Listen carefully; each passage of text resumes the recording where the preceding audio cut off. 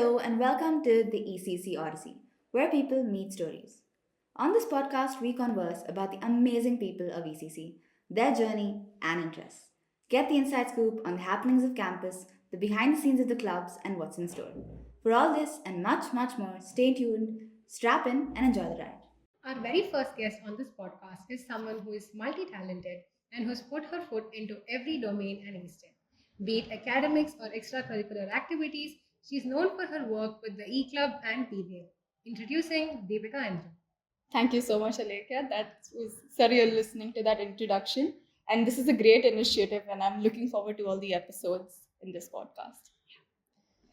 All right, to begin with, this first time hosting podcast, we obviously scoured through your LinkedIn. And the first thing that caught our eye was your time as a business analyst at Amot Trade. Yeah. So, do you want to share your experience there? Yeah. So Amot Trade happened very unexpectedly. So I started off in semester 4 around the month of April of 2023. So I was just browsing through LinkedIn and I really wanted to do more in my semester. And I thought, okay, yeah, let me just try applying to a few business analyst positions.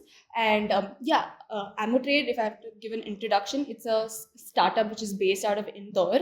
And what does Amot Trade do exactly? So they basically are a commodity trading platform which helps traders and brokers in the agricultural supply chain, discover the real-time prices of all commodities. So this is coming from a tier 1 city. I don't think a lot of us would have even heard of the problems that are faced by traders, brokers, or even farmers as much. So it was a very exciting opportunity for me to dive into something so away from my comfort zone and to understand a problem which is such a tier 3 problem, but it's so close to the urban setting as well. So I was extremely lucky to be working with the CEO of the company itself. His name is Swapnil Jain, whose guidance was actually really, really helpful. Like I worked with Amot Trade for 2 months, for the months of April, May, and a bit of June as well. And anything specific you'd like to address in that from the company? Yeah. So, firstly, Yeah. business analyst. What do you mean by that job description? Like, what caught your eye about the description of a business analyst? Yeah.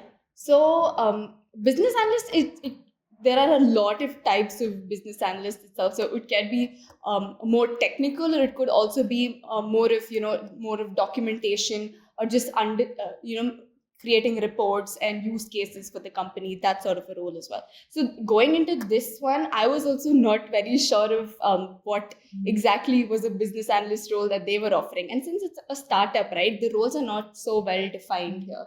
So I was on a day-to-day basis, I would just open this platform called ClickUp. So that's where we worked.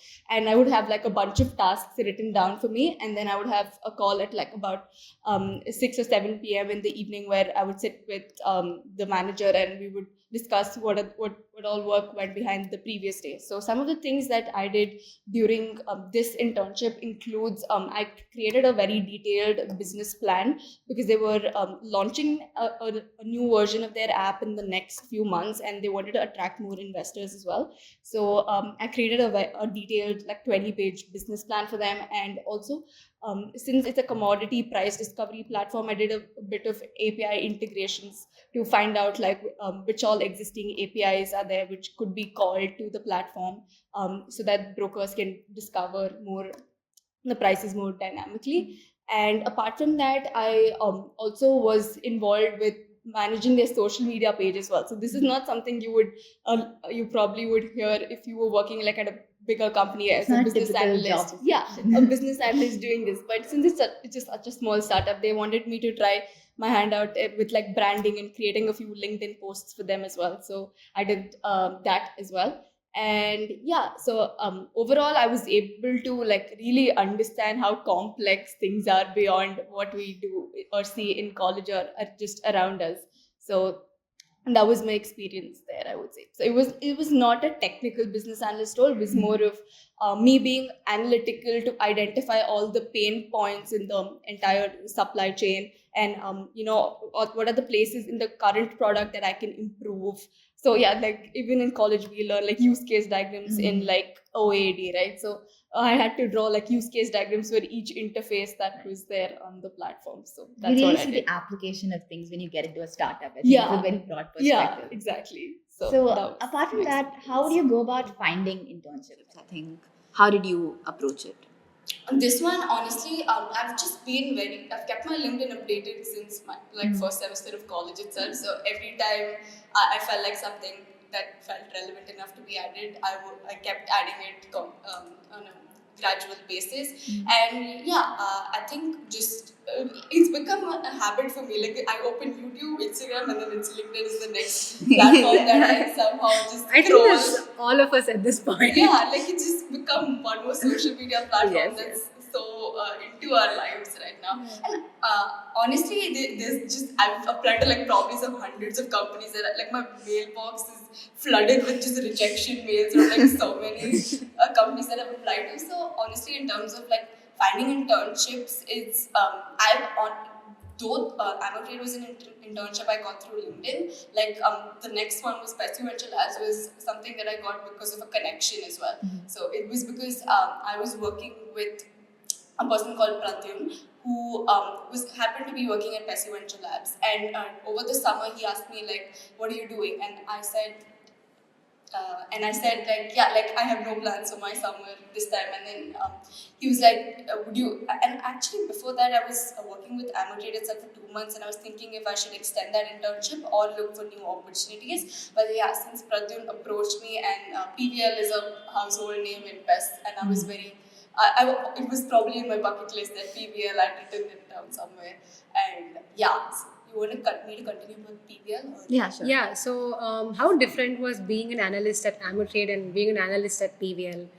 Yeah, so both of them were two worlds apart for me, honestly. Exactly, yeah. Because actually, Amot Trade, though it was much smaller than what PVL is, there was more structure because the CEO himself was working with me, and he would set more strict deadlines, and you know um, like I was expected to do things that I was given a set of tasks and I was expected to complete them. But at PVL, I was so surprised to see like just how the work culture is. Especially if you were working as a student analyst with PVL, you get to work with all the multiple startups that PVL has. Like it has about 30 to 40 portfolio startups. And Pradyun and I, over the summer, we got to work directly with Mr. Suresh Narsimha sir, who is the head of Pvl Labs itself.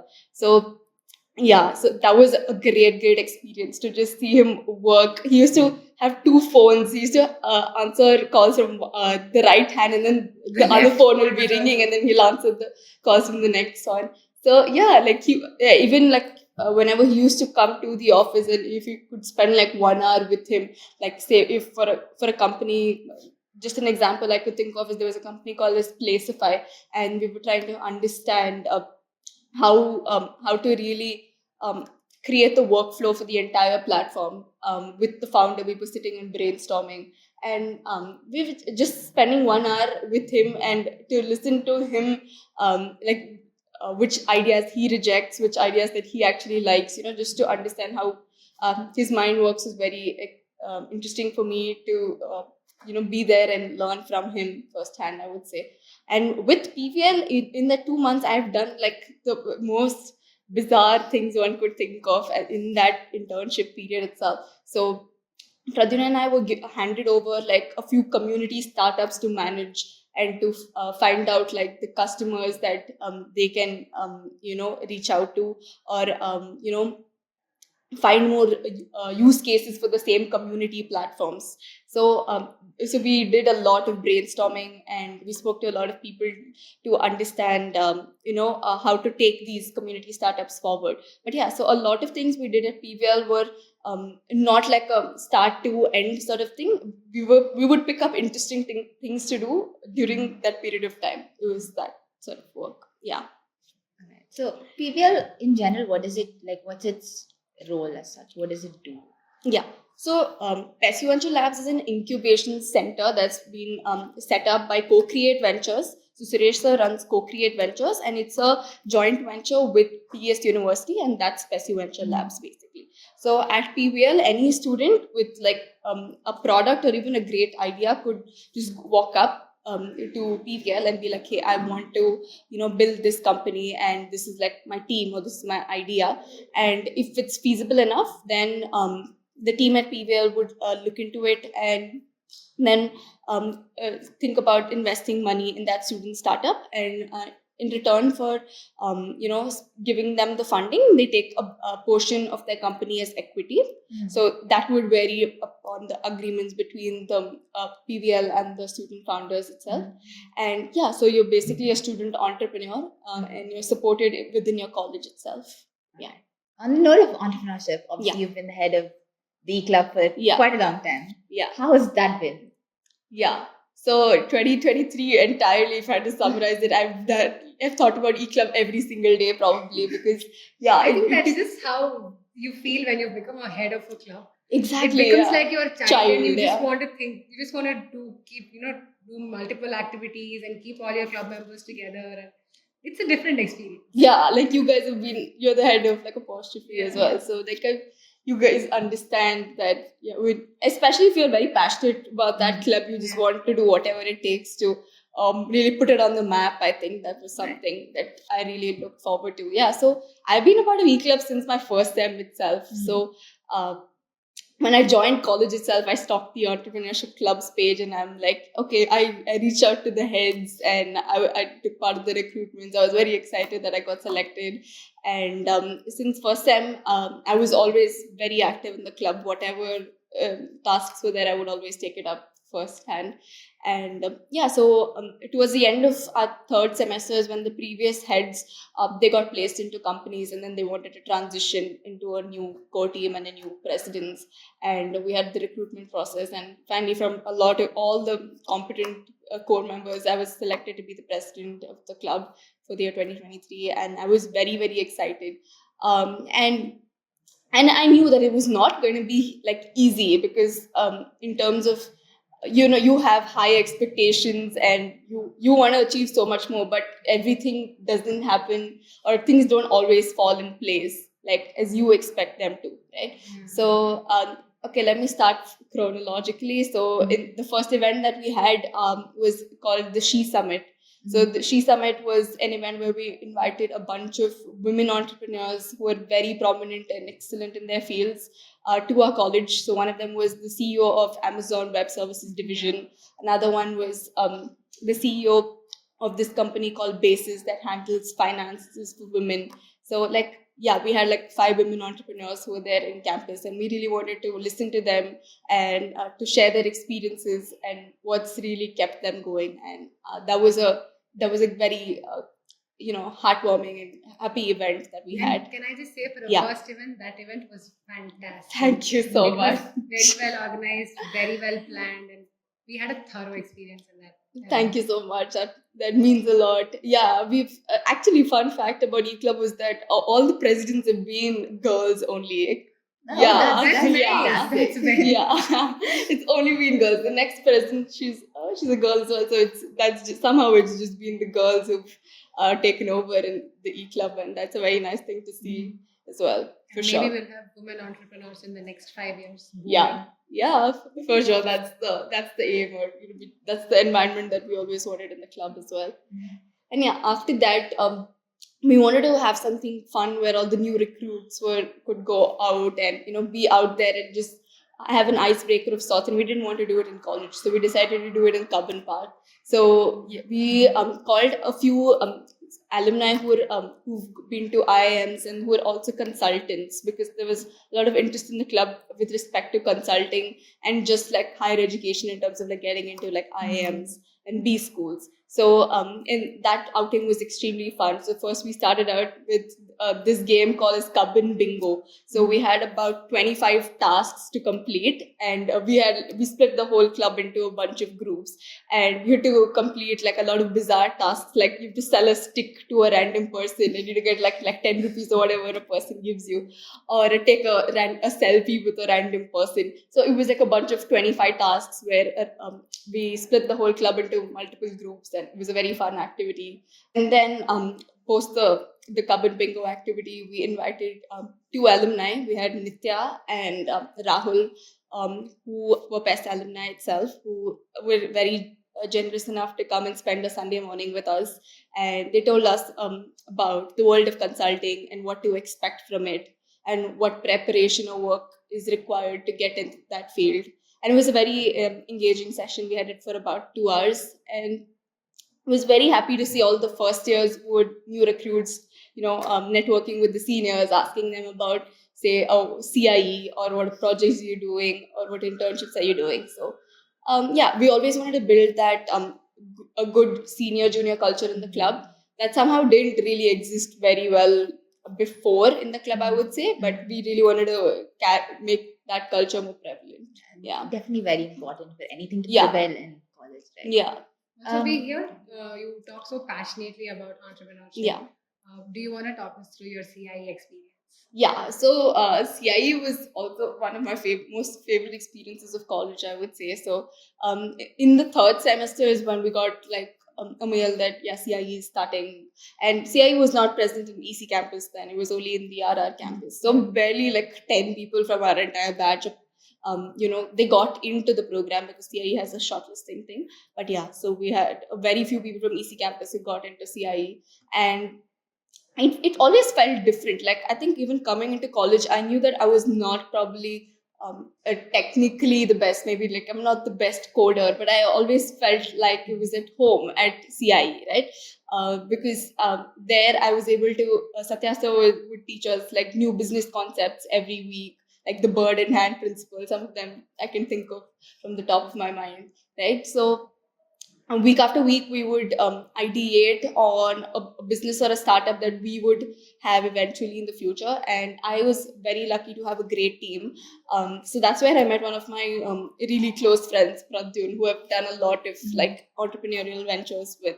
So during CIE in both L1 and L2, the startup that we had proposed was called Mentor Match, which was a mentoring platform which connects students and professionals who in like different fields. It could be art, it could be science, or it could be just general career guidance. So Mentor Match, and that eventually we changed it to each one. So that was basically what we did over the course of CIE. But however, like our team, we weren't able to sustain it and take it forward beyond that to really establish that as a company.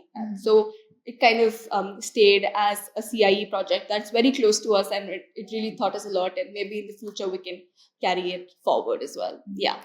So in terms of businesses, obviously it leads to a lot of failure, and a lot of entrepreneurship projects end up in not going anywhere. So how do you deal with that? How do you get out of that mindset and come back with a new project to take up? So I think over the course of my college, I've tried my hand at so many things, and like not everything works. But I think every time people ask me like, do you have like regrets of like of something not working out? But I don't think I have any regrets as such, because I've always really enjoyed and put my best effort in whatever I've tried my hand at. So I've always been very satisfied. Like, if I have to talk about like one of the ventures that I genuinely am very satisfied with in my college was Off the Shelf. So that was a streetwear clothing brand that me, Sampan, and Rasagna had started, and we supplied a bunch of hoodies, varsities to like college clubs, and we collaborated with a bunch of clubs, and even a lot of our friends and other people, they bought merch from us. And that overall I would say like beyond that, we were not able to handle the capacity to be a college student and still run that as a full-time thing, and give your best completely. So but it definitely was an experience that was worth it, I would say. You talk about entrepreneurship very passionately. Where does that come from? Where do you think that originated?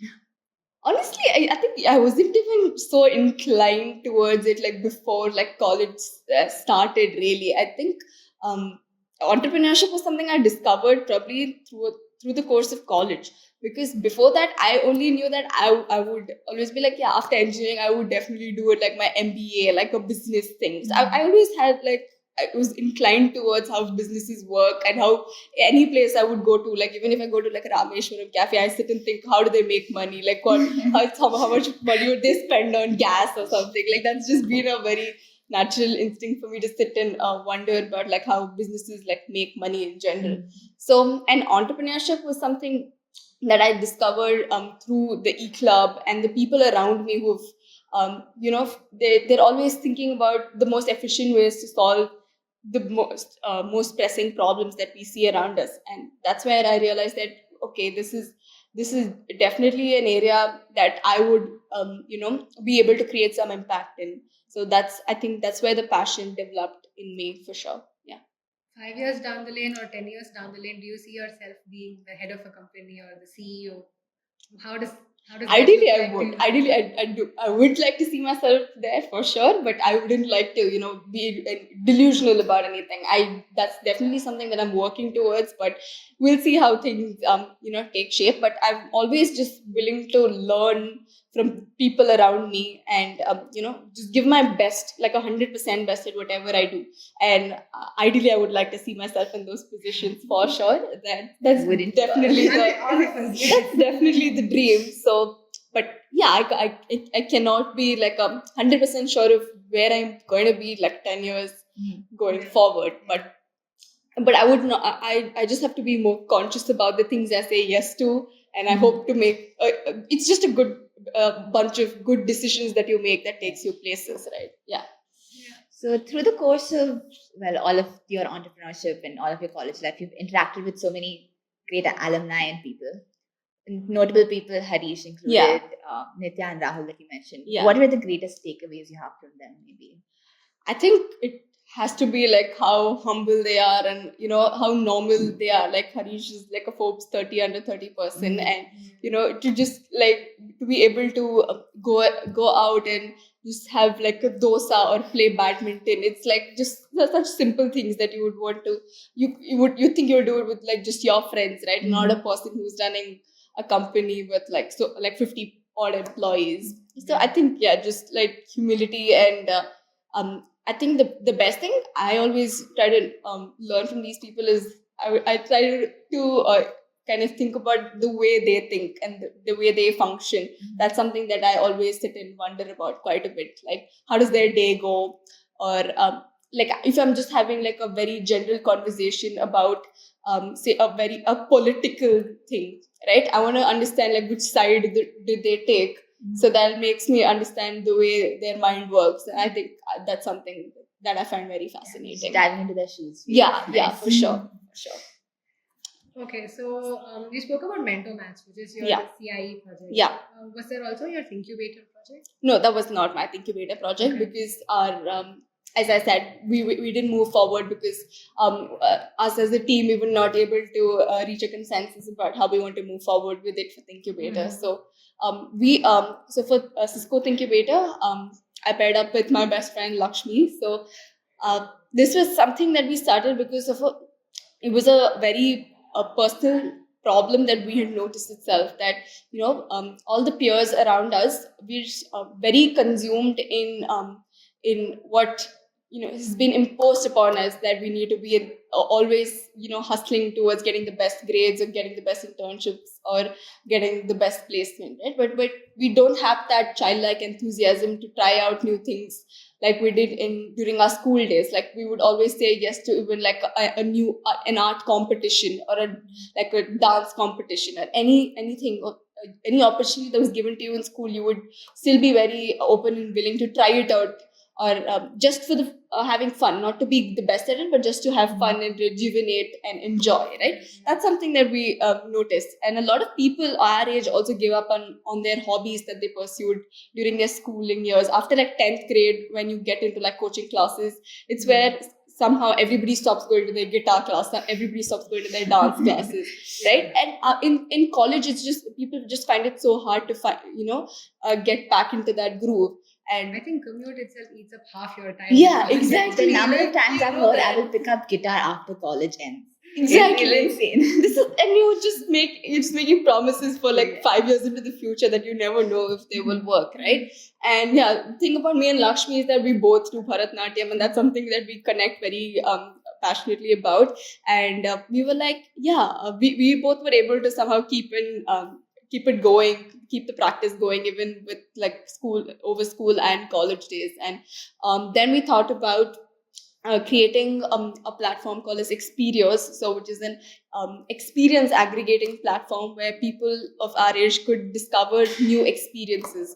So this could be like a networking event that's happening at Third Wave. It could be a founder meetup that's happening at Third Wave. So that is one section. Another thing is if you just don't have people around you who want to, go spend a day playing a sport, you can find new people to play, like spend an evening of playing badminton with. So, or even if you want to get back to your hobbies but you don't want to set any sort of commitment that every Saturday evening that I will be going to dance class, but you could still find a bunch of people who are interested in doing the same things as you, but there's no commitment to it.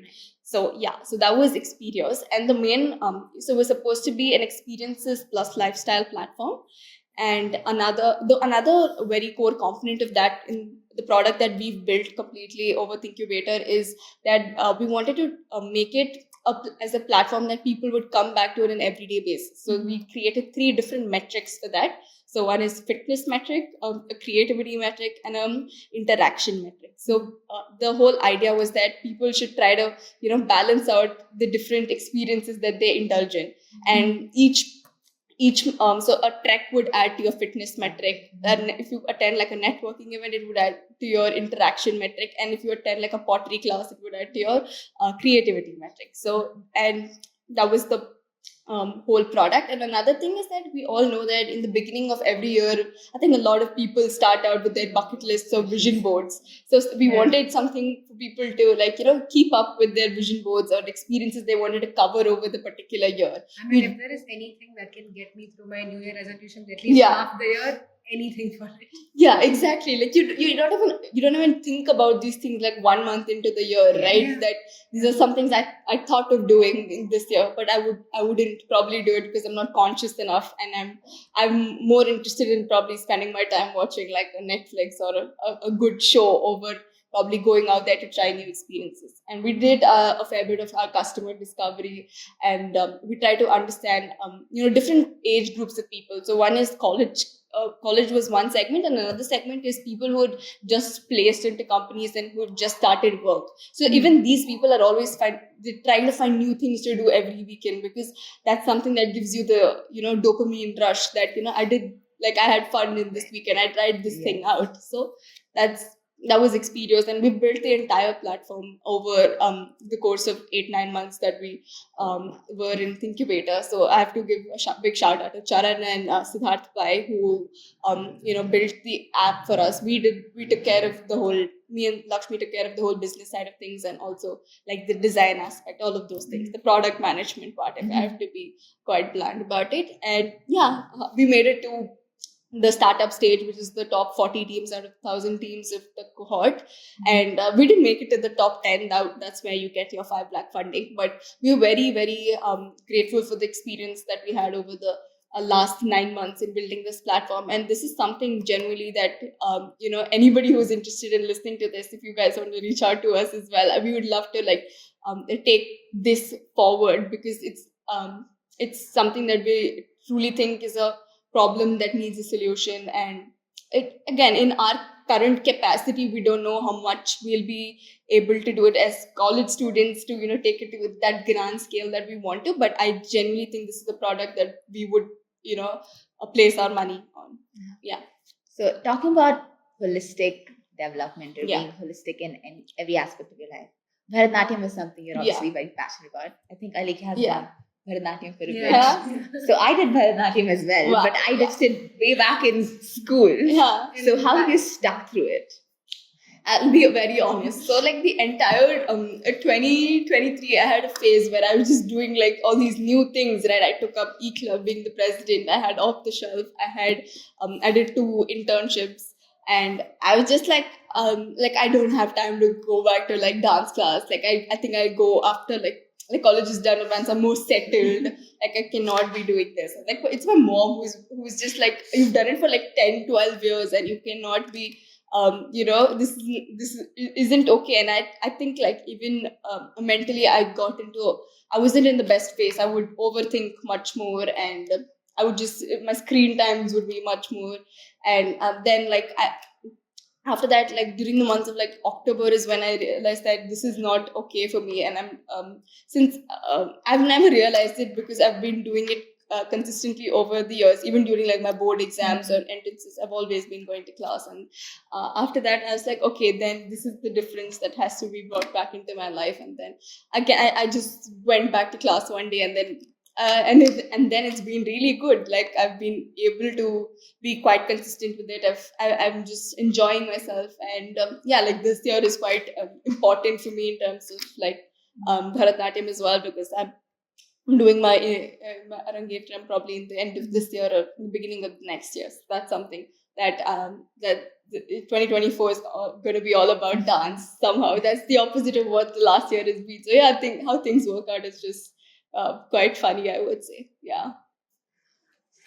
So Arangetram is something that I've always been very intrigued by. One Yeah. of my best friends is actually a Bharatanatyam dancer. Okay. I have cried through her Arangetram. The entire 1 hour Yeah. performance, I was in tears because it was just so beautiful. And I have a lot of respect for dancers in general because it's Bharatanatyam is hard, man.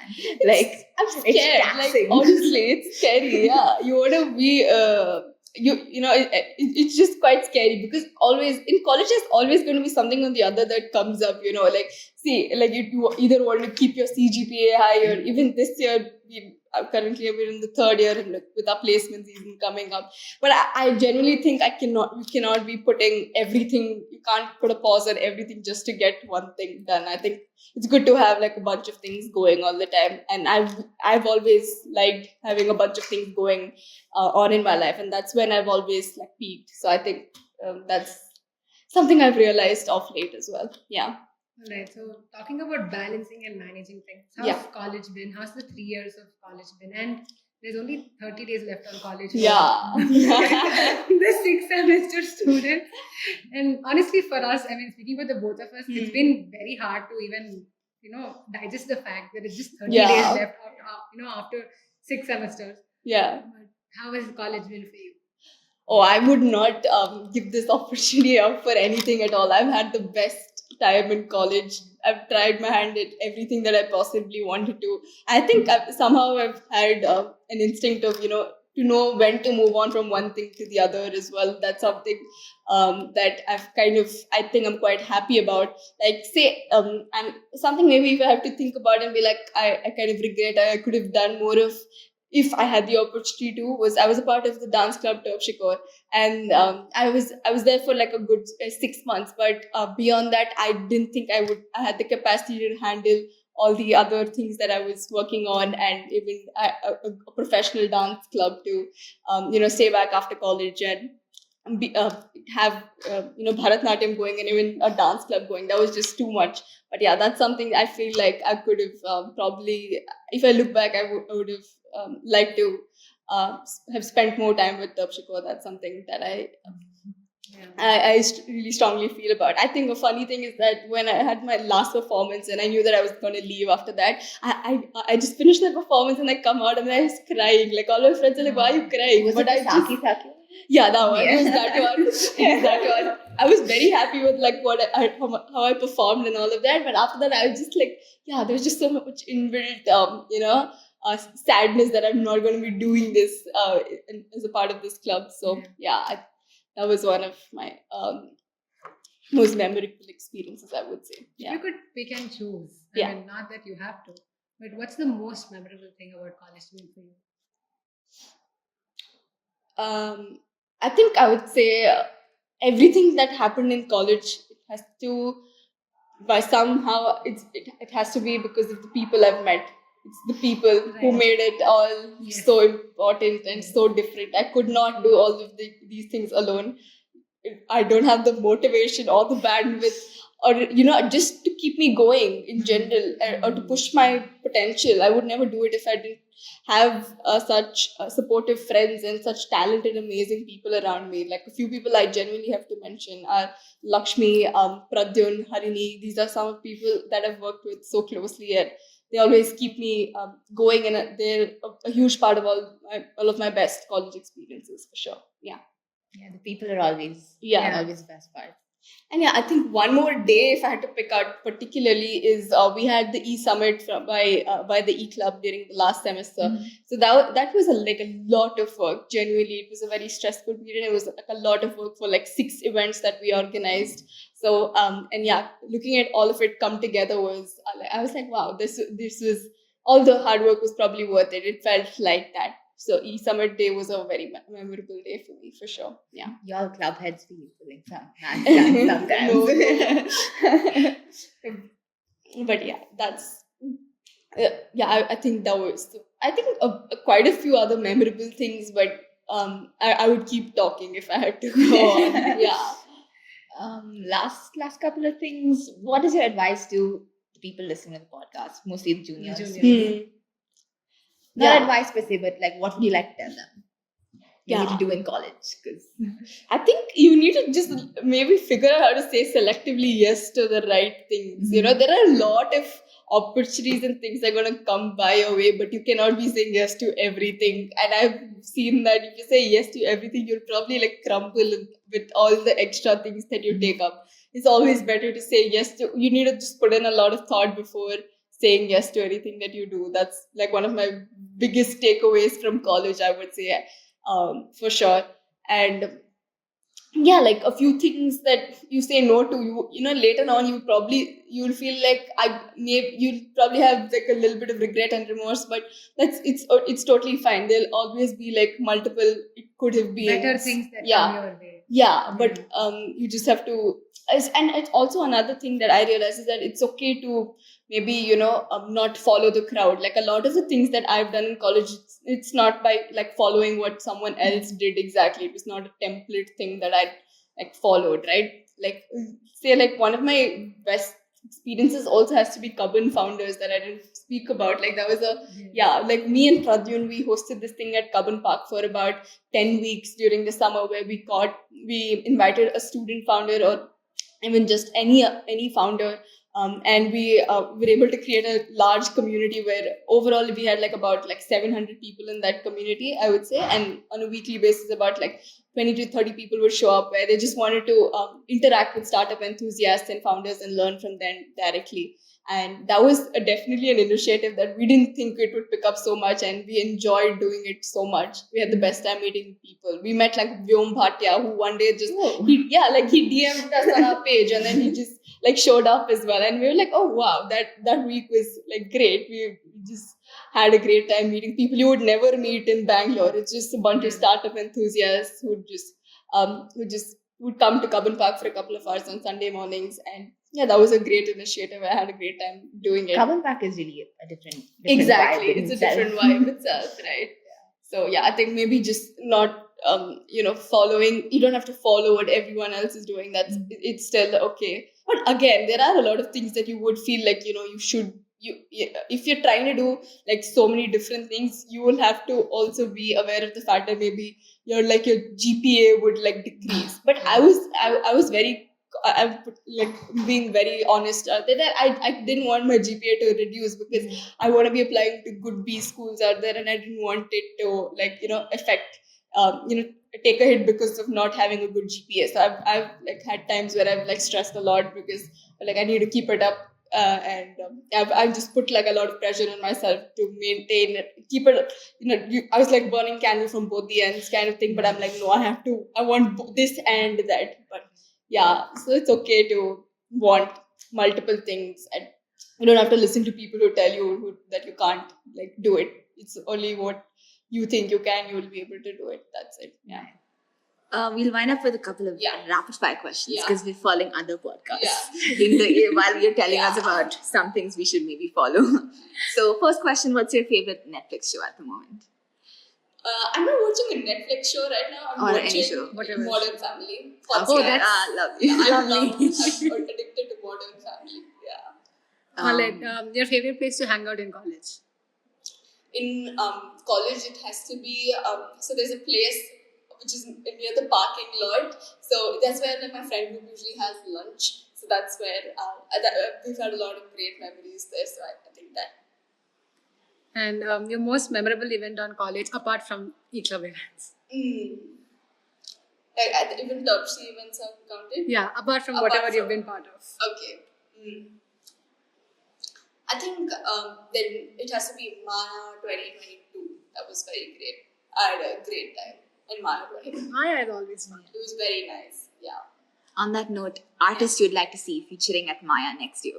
Oh, yeah. You would come back for. And can I be? I really want Mohan Chauhan. Oh my God, yes. Yeah, I'm addicted to Mohan Chauhan and all rock star songs. We will listen to him in the car today. Yeah, I listen to him every song of Mohan Chauhan. That's the only ask I have about Mohan Chauhan. Yeah. And last question, if you had an advice for 10-year-old Deepika, what would that be? I think I would just be even after 10 years, you're still going to be overthinking. So don't worry, you got this. Genuinely, something's about me. I feel like I've not changed completely. From time to time, when I have all these self-doubts and I overthink about my abilities, that's just been there as a 10-year-old or a 20-year-old. And I think things just get better with time. You just get more mature with how you handle it. That's it. So yeah, that's what I would say. All right, I think we've had a much longer conversation that we expected to have, but I think that it was really, really nice, and I'm so glad you came. There's so much about you that I didn't know, and I'm just really glad you came on the podcast, and I've had a great time talking to you. I hope I had a great time too, guys. Thank you for being amazing hosts, and I hope I didn't say anything. I hope I didn't embarrass myself in this podcast. I don't think so. No, I don't think so. You were I fabulous. was quite unhinged about all my experiences. I just wanted to put it all out there. That's what makes it great, I think. Yeah, just get honest about everything. So yeah. All right, so we call it a wrap. That's Shreya and Alikia and Deepika. See you later.